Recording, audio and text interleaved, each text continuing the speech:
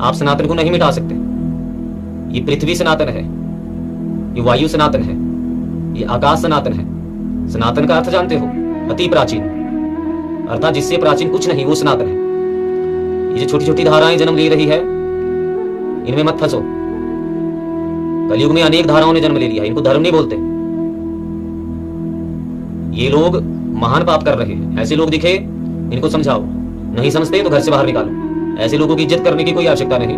जो हमारे देवी देवताओं को गाली दे, जो हमारे भगवान को गाली दे, मत फंसो इनके चंगुल में। दूसरा, 2-3 साल पहले मैं वृंदावन जा रहा था, तो फेसबुक पर एक प्रशांत बौद्ध नामक व्यक्ति है, उसकी पोस्ट पर मैंने टिप्पणी कर दी, कमेंट कर दिया। तो वो यहां से मैंने, जब मैं घर से चला था तो यहां कमेंट किया, और उसके साथ जो चर्चा है वो आगे बहुत ज्यादा बढ़ गई। वो वृंदावन तक मैं कमेंट, यानी हम एक दूसरे की बातों का उत्तर देते रहे। तो वो बोलता, वो भी मतलब हमारे देवी देवताओं को, संतों को बदनाम करने की कोशिश कर रहा है। अपने आप से ही हर कुछ शास्त्रों का अर्थ निकाल रहे हैं।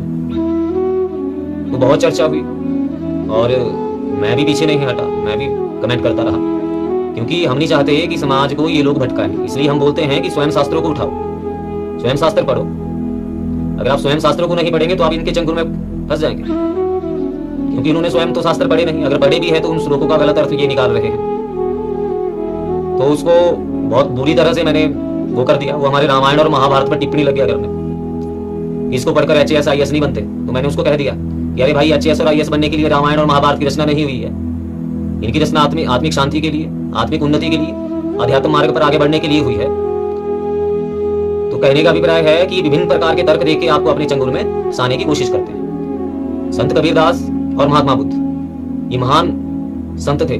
महात्मा बुद्ध को तो भगवान विष्णु का अवतार कहा गया है श्रीमद् भागवत में। संत कबीरदास ने सामाजिक रूढ़िवादी धाराओं का खंडन किया। उनके दोहों को आंतरिक रूप से समझो। उन्होंने राम और हरि के विषय में बहुत चर्चाएं की है। केवल मात्र जो समाज में रूढ़िवादी धारणाएं आ रही थी उनका खंडन किया है। उन्होंने श्राद्धों के ऊपर भी टिप्पणी की है, लेकिन उसके आंतरिक भाव को समझना पड़ेगा। उनका कहने का अभिप्राय था कि अरे जीते जी भी अपने माता पिता की सेवा करो, अपने पूर्वजों की सेवा करो। ऐसा नहीं होना चाहिए कि जीते जी आप उनको पीटे और मरने के बाद उनको आप विभिन्न प्रकार के भोग खिलाएं। उनके कहने का ये अभिप्राय है। ऐसी ही अनेक बातें हैं, इनको आंतरिक रूप से और आध्यात्मिक चेतना से समझना पड़ता है। तार्किक बुद्धि होनी चाहिए व्यक्ति की, लेकिन याद रखें, तार्किक बुद्धि में अहंकार नहीं होना चाहिए। आप तर्क करो, शास्त्रों के विषय में तर्क करो, उत्तर मिलेंगे आपको। लेकिन हमारे सनातन को, हमारे देवी देवताओं को आप जितना बदनाम करोगे इतने ही फैलते जाएंगे। आज पूरे विश्व में हमारा सनातन स्वयं अपने पांव पसार रहा है।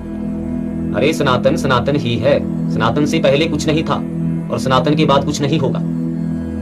ये जो छोटी छोटी धाराएं बन रही है, ये केवल मात्र सनातन के बच्चे हैं। राधा वल्लभ श्री हरिवंश।